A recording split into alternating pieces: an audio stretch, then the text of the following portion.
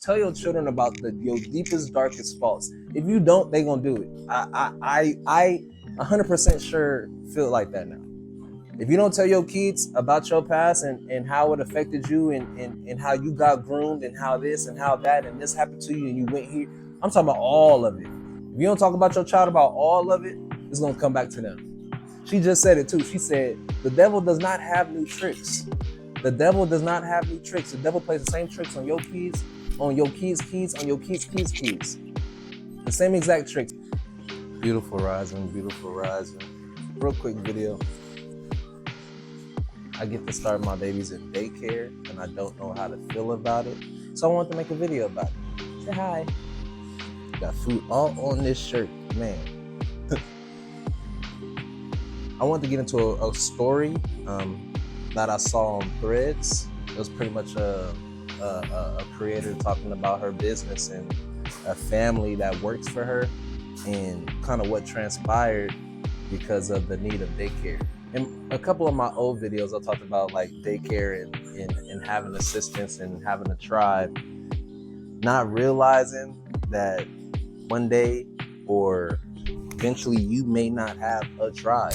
A tribe could be your old people, grandparents, elders, but we never really talk about when our help can't necessarily be help anymore, or it's very minimal, but they told you they'll do it for however long.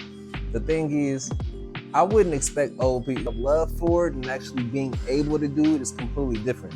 So I would never expect my mom or my grandmother, or in my particular situation, because I have twins, like I have twin boys. I can't sit here and I can put expectations on my loved ones as far as, well, I don't separate the twins with group, but for me to think that my family is just gonna go along with that because I don't want to separate the twins, and I don't necessarily think that is a thing. I don't say like I don't think that's right. Babies are already hard enough to deal with, and throw two at a person at one time, guarantee you they're going crazy. Because I'm pretty sure a lot of y'all think dealing with one kid is a lot, right? You think dealing with one is just enough. I feel like that's a cakewalk when you have twins. When you have more than twins, dealing with just one is a cakewalk. You like, I only got to deal with you? It's like rejuvenating. But yeah, so I want to get into that. I'll probably post her thread on this side or on this side, and then I'll just do a voiceover reading it over. But I want to talk about it. How do y'all feel about daycare? Daycare is getting so expensive that it's literally causing some of us to have to stay at home as a stay-at-home parent. Okay, here goes the thread that I was talking about. We can get into it, but like I said, this young lady, she didn't even think her post was gonna go crazy like this, but I feel like that's what I'm saying. It ties into what I was talking about in my video. I have an employee who cried during the resignation call with me this morning. 2 kids under 3. In-laws have been providing childcare for the last 2 years. In-laws let them know last week they could no longer provide childcare, so they started looking for daycares. $30K for 2. That's the lowest quote, but they're going for it. Have to wait months to get in. 2 days later, they find out they're expecting their third. $30K quickly jumps to $45, which is just a little less than their take home. Between spouses, they have to choose who stays home based on finances and benefits, so they decide to so the decision was pretty much already made. They don't want to leave. They love our team. So pretty much you can read the rest of it, but they love their job. But now they're in this predicament where grandparents can no longer provide childcare. And I know this is the situation for a lot of Americans. A lot of people throw out silly questions like, here goes a comment from somebody that was supporting what she was saying. Pretty much the grandparents, if they were able to, they would.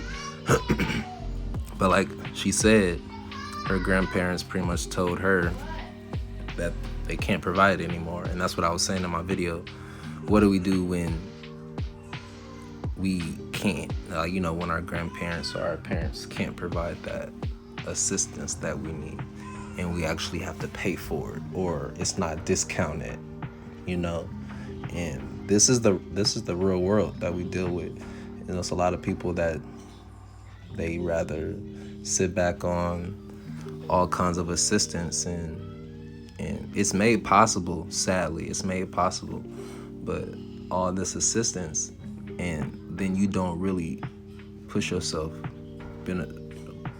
try to get a better job, try to get a job at all, try to consistently pay bills, try to work on bad habits. Like, you don't have any real reason to do any of that when you get all the assistance and you get all the help. But for these hardworking individuals, that's what I'm saying. Like, we have a lot of families that both parents have to work, like, just to make ends meet. So that's all I wanted to say. But yeah, shout out to this young lady, Laura Source. I like that. But every situation is different. Do what works best for you. But it sucks when you realize, like, the situation, it could have been better. But like, everybody doesn't. You gotta have one hell of a game plan. That's what I should say. I would start all the way at the beginning of this. That's what I'm saying. I'll even throw in the other little thing that I just seen about parenthood. My mom was talking about being careful with who you pick as the father of your children, the mother of your children. But it was also one that was saying, like, just be careful, period, about having kids, and kind of not having any help, because you will have to do it by yourself. It does get overwhelmed. You will be trying to look for every service, every discount, every handout that you possibly can, because it feels like you're drowning. Those are things that will happen. It's just like, please be careful. Babies are so serious. The portal is so serious. For the life of me, I'm not understanding why women take having a portal as like some fun game. Then you bring these kids into this world and you attach all your traumas to them, because they never go away. I'll post, I'm saying, oh, that was a real good insert. Boom. I'll post the next video that I found. Young lady was she was speaking some real. Tell your children about your faults. You want to know why you better be honest with your kids about what you've gone through?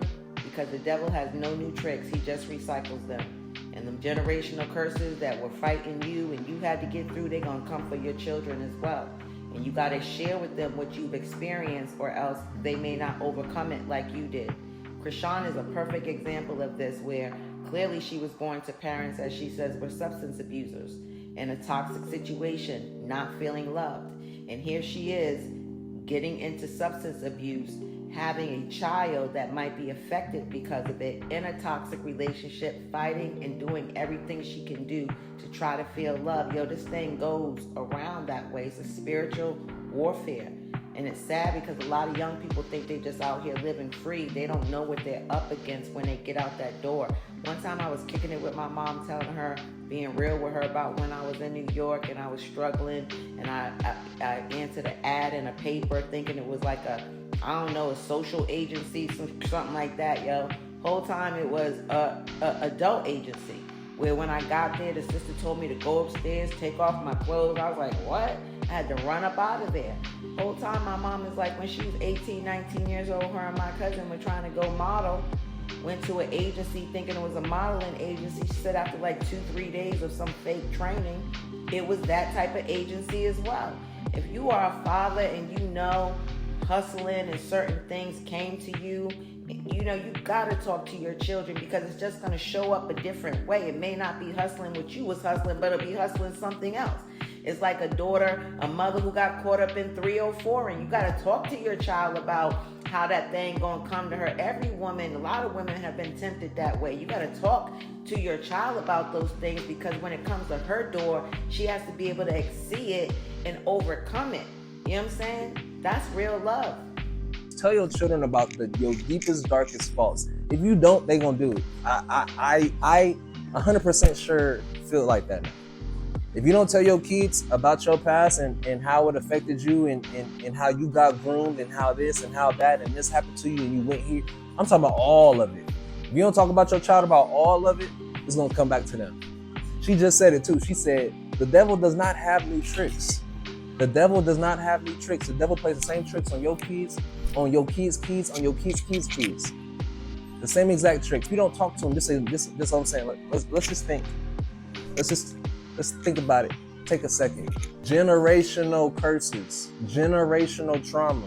You thinking to skip you because your kid made it to college. Something else is gonna come for him. Something else is gonna come for him. Talk to your kids. Talk to your kids. Don't let your kids go down that black hole by themselves. Help your kid understand, please. For their sake, not even for you, for their sake. God is good. Much love. Give me a like, comment, subscribe.